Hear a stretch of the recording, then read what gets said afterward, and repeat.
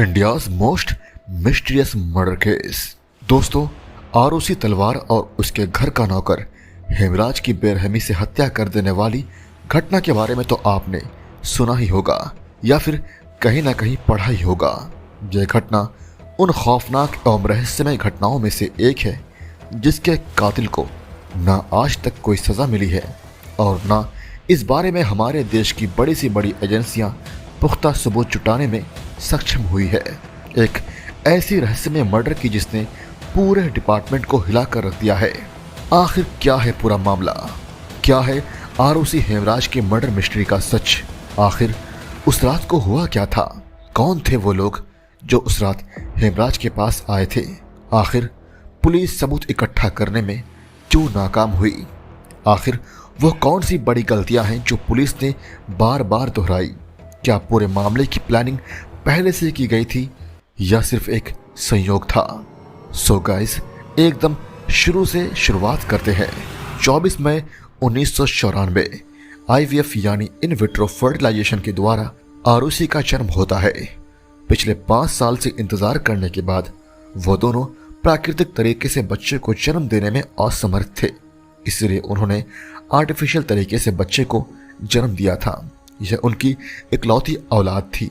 इससे यह बात समझी जा सकती है कि उनकी बेटी उन्हें कितनी प्रिय होगी। अभी उसकी उम्र केवल 13 साल ही हुई थी कि 15 मई 2008 की रात को उसकी हत्या कर दी जाती है। लेकिन उस रात को ऐसा क्या होता है जिसके कारण आरुषि अपनी जान खो बैठती है? पेरेंट्स के अनुसार आरुषि का जन्मदिन 24 मई को गर्मी की छुट्टी के बीच में थी। इस कारण से वो इसे पहले मनाने वाली थी। राजेश एवं नुपुर तलवार ने आरुषि के बर्थडे गिफ्ट में उसके लिए एक कैमरा खरीदा था जो उसे उसके जन्मदिन पर देने वाले थे, पर दोनों अपनी बेटी को खुश देखने से अपने आप को रोक नहीं पाए, इसलिए उसे वह गिफ्ट 15 की रात को ही दे दिया। आरुषि कैमरा को देखकर बहुत खुश हुई। उनके माता पिता के सोने के बाद आरुषि कैमरा लेकर देर रात तक फोटो खींचती रही। कैमरे से ली गई आखिरी फोटो 10:10 की थी, जिसमें उसके माता पिता के साथ भी कुछ फोटोज ली गई थी। अगले दिन जब घर की साफ सफाई करने वाली नौकरानी आती है और डोरबेल बजाती है, 1 बार, 2 बार, 3 बार, लगभग 3 बार बजाने के बाद नुपुर तलवार बालकनी से बाहर आती है और नौकरानी, जिसका नाम भारती होता है, से पूछती है कि हेमराज कहाँ है? नौकरानी कहती है कि मुझे नहीं पता, आप चाबी दे दीजिए ना, मैं खोल लूंगी। नुपुर चाबी देने से पहले थोड़ी कतराई, क्योंकि अभी वो सिर्फ 6 दिन पहले ही काम करने आई थी। फिर कुछ सोचकर वह नौकरानी को चाबी दे देती है। नौकरानी चाबी लेकर ताला खोलने के लिए दरवाजे के पास पहुंचती है। इधर नुपुर तलवार दोबारा हॉल में आकर राजेश को जगाती है और दोनों मिलकर जब हेमराज को देखने के लिए उसके कमरे की तरफ जाते हैं तो यह क्या, हेमराज तो अपने कमरे में है ही नहीं। फिर उन्हें ख्याल आया कि कभी कभी वो इस तरह बाहर चला जाता है। फिर उनकी नजर आरुषि के कमरे की तरफ पड़ती है। उन्हें थोड़ा गड़बड़ लगता है। जब वे आरुषि के कमरे का दरवाजा खोलते हैं तो वो लॉक नहीं था। घबराकर जब वे उसके कमरे में जाते हैं तो आरुषि अपने बिस्तर पर ही सोई हुई मिलती है, पर जिंदा नहीं, मुर्दा। उनकी आंखें यह देखकर फटी की फटी रह जाती है कि आरुषि का किसी ने गला काटकर उसकी हत्या कर दी है। इतने में भारती भी दरवाजा खोलकर अंदर आ जाती है। भारती यह देखकर हक्का बक्का रह जाती है कि सुबह सुबह ऐसा क्या हुआ है कि दोनों चुप्पी साधे हुए फुल टेंशन में बैठे हैं। भारती जब कुछ पूछने की कोशिश करती है तो नुपुर उसे आरुषि के कमरे की तरफ यह कहते हुए इशारा करती है कि देखो, हेमराज यह क्या करके भाग गया है। जब नौकरानी रूम का दरवाजा खोलकर अंदर जाती है तो यह देखकर उसका होश उड़ जाता है कि आरुषि अपने बिस्तर पर मरी पड़ी है। वो हाँफते हुए आती है और रोते हुए कहती है कि मैडम, यह क्या हो गया? क्या मैं किसी को बुलाऊं? नुपुर के कहने पर भारती पड़ोसियों को खबर देती है। थोड़ी ही देर में आसपास के लोग इकट्ठा हो जाते हैं। इतने में अपार्टमेंट के सिक्योरिटी गार्ड पुलिस को इन्फॉर्म कर देते हैं। साथ ही मीडिया भी वहां पहुंच जाती है। ध्यान दे, पुलिस को इन्फॉर्म किए बगैर क्राइम सीन पर लोगों का इकट्ठा होना इस केस के लिए बहुत घातक साबित हुआ। यही वजह है कि क्राइम सीन से लोगों की भीड़ के बहाने खूनी के लिए सबूतों को मिटाना बहुत आसान हो गया। खैर, पुलिस क्राइम सीन पर पहुंचती है, अपना काम शुरू करती है। घर में एक खून हुआ था और घर का नौकर भी घर से फरार था। यही वजह है पुलिस ने आनन फानन में सबूत इकट्ठा किए बगैर घर से गायब व्यक्ति यानी हेमराज को ही खूनी मान लेती है और उसकी तलाश में उसके घर नेपाल निकल जाती है।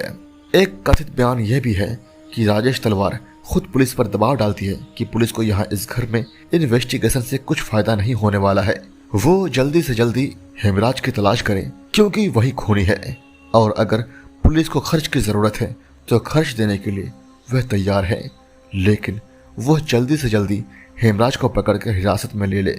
इन्हीं बातों के कारण पुलिस अपना काम उस तरह नहीं कर पाती है जिस तरह उन्हें करना चाहिए था। यहाँ पर पुलिस से कुछ बड़ी गलतियां हुई। पहला, पुलिस ने अपने तरीके से इन्वेस्टिगेशन ना करके शक के आधार पर अपराधी का चयन कर लिया और उसे मुजरिम बनाने के लिए सबूत ढूंढने लगी, जबकि सबूत के आधार पर अपराधी का चयन करना ही पुलिस का मुख्य काम है। दूसरा, पुलिस क्राइम सीन को सिक्योर करने में सक्षम नहीं हुई। तीसरा, पुलिस अगर पहली बार में घर की पूरी तलाशी ले लेती तो शायद कुछ ऐसे सबूत मिल जाते जो इस केस को सुलझाने में मददगार साबित होता। पुलिस ने हर एंगल से केस को देखा ही नहीं एवं पेरेंट्स पर अंधाधुंध भरोसा कर लिया। गाइस, 16 मई के दिन पोस्टमार्टम के बाद आरोसी की लाश का अंतिम संस्कार कर दिया गया और उसकी अस्थियों को लेकर राजेश एंड नुपुर तलवार हरिद्वार के लिए निकल गए। इन्वेस्टिगेशन के दौरान जब क्राइम सीन पर सीनियर रिटायर्ड इंस्पेक्टर के गौतम पहुंचे तो उन्हें टेरेस पर जाने वाली सीढ़ी पर कुछ संदेहजनक चीजें दिखाई देती है। जब उन्होंने उस चीज को ध्यान से देखा तो कुछ और नहीं बल्कि वो खून के निशान थे जो पूरी तरह से सूख चुके थे। जब इंस्पेक्टर ने टेरेस के दरवाजे के बारे में पूछा तो कांस्टेबल ने कहा कि टेरेस की चेकिंग नहीं हुई है। यह सुनकर उनका शक और बढ़ गया और उन्होंने टेरेस की चाबी मांगी तो चाबी देने वाले वहाँ कोई मौजूद नहीं था। यही कारण है कि टेरेस के ताले को तोड़ दिया गया तो वहाँ पर पड़े लाश को देखकर उनके होश उड़ जाते हैं। उन्हें समझ नहीं आता है कि आखिर यह डिकम्पोज लाश है किसकी। लाश की हालत इतनी खराब हो गई थी कि पुलिस लाश को पहचान करने में असमर्थ थी। इसलिए हरिद्वार के रास्ते निकले राजेश एवं नुपुर को रास्ते से ही बुलवाया जाता है। जब राजेश घर पहुँचता है तो उसे लाश की पहचान के लिए कहा गया। लाश देखकर राजेश ने थोड़ा सस्पिशियस अंदाज में कहा कि शायद ये हेमराज की लाश हो सकती है। फिर पुलिस ने हेमराज के दोस्तों को बुलाया। हेमराज के दोस्तों ने लाश को देख निसंदेह कहा कि यह हेमराज की लाश है। अब तक जिस केस का रुख यह था कि आरुषि का कातिल हेमराज है और वह खून करके फरार है, कुछ क्षण में पूरा मामला ही पलट गया। अब पुलिस के सामने एक बहुत बड़ी चुनौती थी, पहले आरुषि फिर हेमराज। आखिर खून किया किसने होगा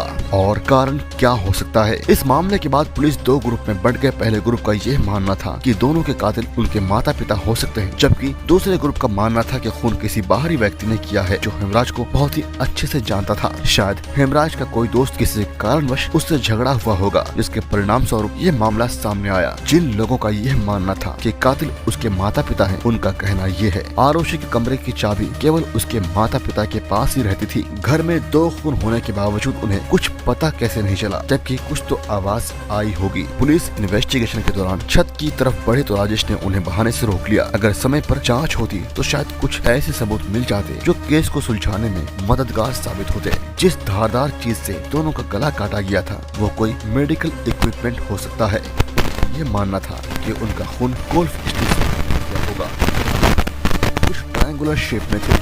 घर में रखे गोल्फ स्टिक की जांच के बाद कि गोल्फ क्लब के स्टिक नंबर 5 की सफाई हाल ही में की गई थी और यह सबूत को मिटाने की एक साजिश हो सकती है। राजेश तलवार लाश को जल्दी से जल्दी ठिकाने लगाना चाहते थे, जबकि पुलिस के दूसरे ग्रुप का मानना था कि हेमराज के किसी दोस्त ने यह काम किया होगा। उनका कहना यह है हेमराज ने अपने दोस्तों के साथ मिलकर उस रात पार्टी की और शराब पीने के बाद उन्होंने आरुषि के कमरे में जाकर उससे दूरी व्यवहार करने की कोशिश की और जब आरुषि ने इसका विरोध किया तो उसे जान से मार दिया। जब हेमराज ने इन सारी बातों को राजेश को बताने के बारे में कहा तो तीनों मिलकर हेमराज को छत पर ले गए और उसका खून करके वो लोग वहाँ से भाग गए। उस रात हेमराज के दोस्तों के साथ उसका कुछ झगड़ा हो गया और मामला हद से आगे बढ़ गया तो वो लोग उसे छत पर ले गए और उसका खून कर दिया। उसके खून करते हुए आरुषि ने देख लिया तो उन्होंने सबूत को मिटाने के लिए उसकी भी हत्या कर दी। तीसरा ये हो सकता है कि हेमराज ने किसी से कर्ज लिया था और उस रात जब कर्जदार अपना कर्ज मांगने के लिए आया तो दोनों में कुछ टेंशन हो गया और जब मामला हद से आगे बढ़ा तो उस व्यक्ति ने हेमराज का खून कर दिया और घसीट के उसे छत पर ले गया। जब आरुषि ने यह होते हुए देखा तो उसने उसे भी मार दिया। हालांकि पुलिस के पास इन कथाओं की कोई दलील नहीं थी, फिर भी शक के आधार पर 23 मई 2008 को राजेश तलवार को गिरफ्तार कर लिया गया। उनकी गिरफ्तारी के बाद जब पुलिस ने प्रेस कॉन्फ्रेंस में इंटरव्यू दिया तो यह कहा कि राजेश तलवार ने खुद ही अपनी बेटी एवं अपने घर के नौकर हेमराज का खून किया है। उन्होंने बातचीत के दौरान बयान देते हुए कहा कि राजेश तलवार का अफेयर उनके पड़ोसी अनीश दुरानी के साथ चल रहा था और किसी तरह ये बात हेमराज को पता चल गई तो उसने राजेश को ब्लैकमेल करना शुरू कर दिया। 15-16 की रात को जब राजेश घर आया तो उनके बीच कुछ झंझट हो गया। इससे राजेश तलवार को बहुत गुस्सा आया और गुस्से में आकर पास में रखी गोल्फ स्टिक को उठाकर हेमराज के सर पर दे मारा, जिससे उसकी ऑन स्पॉट डेथ हो गई। फिर उसकी लाश को खींचकर छत पे ले गए। छत से निकलकर राजेश ने ताला मारा, फिर नीचे आकर काफी शराब पी। जब उसे पता चला कि आरुषि ने सब कुछ देख लिया है तो उसने सबूत मिटाने के लिए उसका भी गला काट कर उसकी हत्या कर दी। उसका दूसरा बयान यह था कि आरुषि को जब अनीश दुरानी के साथ अपने पापा के अफेयर के बारे में पता चला तो वह डिप्रेशन में चली गई एवं अकेले में रहने लगी। साथ ही हेमराज के साथ सेक्सुअल रिलेशन बना ली। 15-16 की रात को जब राजेश घर आए तो उसने उन दोनों को गलत अवस्था में देख लिया। राजेश अपने गुस्से को काबू नहीं कर पाया और पास में रखी गोल्फ स्टिक को उठाकर हेमराज के सर पर दे मारा, जिससे उसकी जान ऑन स्पॉट चली गई। फिर उसकी लाश को खींचकर छत पर ले गया। लाश को छत पर ठिकाने लगाकर बाहर से ताला मार दिया और नीचे आकर हॉल में रखी स्कॉच की पूरी बोतल कटक ली। फिर आरुषि के कमरे में जाकर दोस्तों, जैसा कि मैंने पहले ही बताया है कि ये केस कुछ ज्यादा ही सनसनीखेज था और मीडिया लगातार इसे कवरेज कर रही थी। यही कारण है कि अगले दिन जब लोगों ने एक मृत निर्दोष नाबालिग लड़की के बारे में न्यूज में ऐसी बेतुकी बातों को देखा तो लोगों का गुस्सा फूट पड़ा। उन्होंने आरुषि के समर्थन में एक कैंडल लाइट मार्च निकाला। जब पुलिस ने देखा कि मामला हाथ से निकल रहा है तो उन्होंने फिर से प्रेस कॉन्फ्रेंस की और बयान को बदलते हुए कहा कि 15-16 की रात को आरुषि और उसके पापा के बीच टेंशन हुई। राजेश उसके ब्लैकमेल को बर्दाश्त नहीं कर पाया और गुस्से में आकर उसकी हत्या कर दी। खून करते हुए हेमराज ने देख लिया तो राजेश ने उसे भी ठिकाने लगाकर बाहर से छत के गेट पर ताला मार दिया। फिर हॉल में रखी शराब को पूरी बोतल खाली कर दी। यहाँ यह बात बहुत ही अच्छे से समझी जा सकती है कि पुलिस के जितने भी बयान आ रहे थे वे किसी सबूत के आधार पर नहीं बल्कि काल्पनिक थे।